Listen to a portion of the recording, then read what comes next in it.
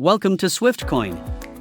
In this video, we will show you how to internal transfer USDT from wallet to bot on SwiftCoin app. Now you need to transfer some USDT from your SwiftCoin wallet to your SwiftCoin bot for necessary charges.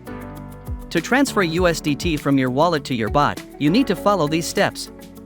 Go to SwiftCoin app and click on the wallet icon on the bottom center of the dashboard. Once you see the USDT in your wallet, select USDT at the bot wallet. This will take you to the bot wallet page. Click on Transfer. From your SwiftCoin wallet, transfer any amount of asset to bot.